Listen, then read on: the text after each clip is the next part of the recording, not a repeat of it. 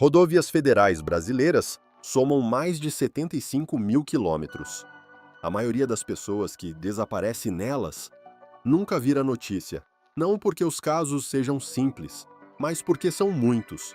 Em 2019, o Departamento Nacional de Infraestrutura de Transportes registrou mais de 1.400 ocorrências classificadas como presença de pessoa em pista, sem identificação posterior. 1.400. Este episódio é sobre uma dessas ocorrências, mais especificamente sobre o que aconteceu depois que alguém resolveu investigar uma delas.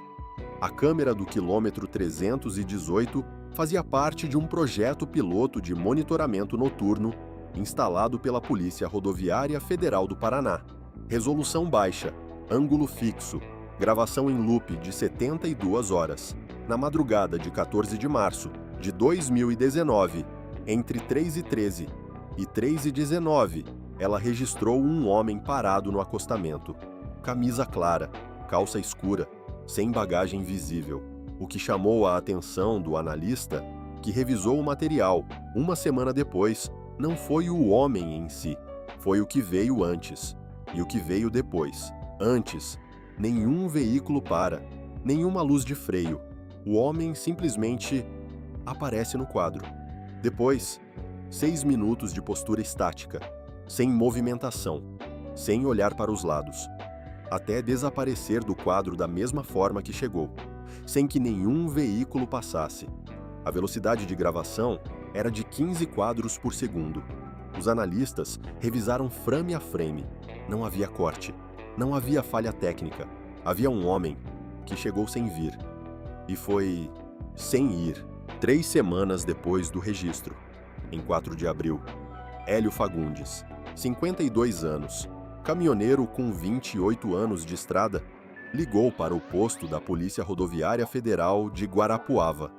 Ele disse que precisava relatar uma coisa, que sabia que aquilo ia soar maluco, mas que tinha dado carona para um homem no quilômetro 318 na noite do dia 14 de março, e que esse homem havia desaparecido do banco do passageiro enquanto o caminhão ainda estava em movimento, entre 2 viadutos, numa faixa sem saída de emergência. O agente que atendeu registrou o contato. O relato foi para um arquivo de ocorrências atípicas, mas Hélio não estava inventando. E havia uma coisa que ele mencionou que ninguém mais sabia. O homem que entrou no caminhão tinha uma tatuagem no antebraço esquerdo, 3 letras, CVR, e abaixo delas, uma data. Hélio não conseguiu ler a data inteira, mas disse que viu claramente o ano, 1987. O problema é que, pela aparência, o homem não parecia ter mais de 30 anos. A jornalista Mariana Voss cobria o setor de segurança pública para um portal regional do Paraná. Ela chegou a esse caso por acidente. Um arquivo digitado de forma errada, num banco de dados público, levou até o boletim de Hélio.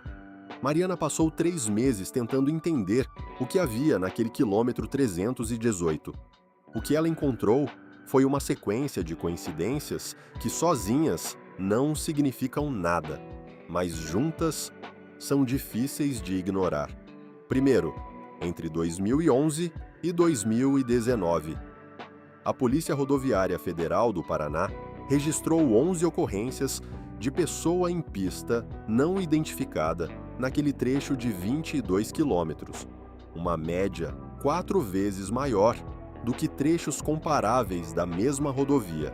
Segundo, 3 caminhoneiros que trafegam regularmente pela região relataram, em anos diferentes e sem conhecimento uns dos outros, ter visto um homem de camisa clara no acostamento. 2 deles pararam. Um disse que não havia ninguém lá quando desceu do veículo. Terceiro, as iniciais CVR.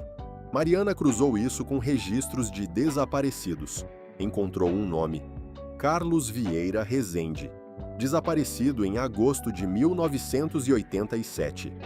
Última localização conhecida: uma rodovia estadual a 40 quilômetros do quilômetro 318, Tinha 31 anos na época. Ela publicou o levantamento. A matéria não repercutiu muito, mas 2 dias depois, Hélio Fagundes ligou para ela. Ele tinha uma foto, tirada com o celular, 1 segundo antes de o homem desaparecer. A foto tinha os metadados intactos. Data: 14 de março de 2019. Hora: 3h17. Ela mostrava o banco do passageiro do caminhão de Hélio.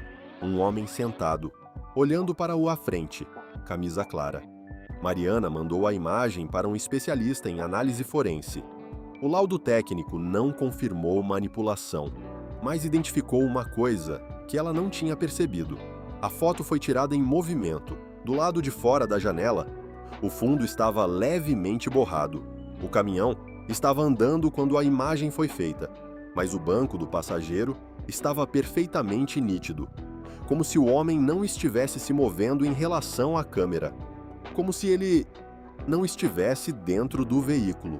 O perito disse que aquilo podia ter uma explicação técnica: velocidade do obturador, ângulo, luz artificial. Podia. Carlos Vieira Rezende foi dado como desaparecido em 18 de agosto de 1986. Nunca foi se encontrado. O caso foi arquivado em 1994, por falta de provas e por falta de pistas. A tatuagem que os familiares descreveram nos registros da época continha 3 iniciais e uma data. A data era de nascimento: 1957, não 1987. Hélio lembrava errado do ano, ou lembrava certo. E o homem que entrou no caminhão, em 2019, tinha 62 anos. Mariana Voz tentou localizar os familiares de Carlos Vieira Rezende para mostrar a foto. A irmã mais velha, Dora, na época com 78 anos, aceitou ver. Ela olhou a imagem por uns 10 segundos, devolveu o celular sem dizer nada. Depois de um tempo, disse apenas que o irmão tinha um jeito de sentar assim, com as mãos no colo, quieto, e que nunca entendeu porque ele saiu de casa naquela noite de agosto, sem avisar ninguém. O quilômetro 318 ainda está lá, as câmeras continuam gravando, e caminhoneiros ainda passam por aquele trecho às 3 da manhã. Nós não sabemos o que Hélio deu carona naquela madrugada. Não sabemos se a câmera registrou um homem, uma falha, ou alguma coisa para a qual ainda não temos palavra. O que sabemos é que Carlos Vieira Rezende sumiu em 1987 e que alguém, ou alguma coisa, continua aparecendo no mesmo quilômetro, toda semana. Se você conhece casos parecidos em rodovias brasileiras, relatos de caronas inexplicáveis, registros de câmeras sem explicação ou desaparecimentos próximos a trechos específicos, manda pra gente. O link está na descrição. Nos vemos no próximo episódio.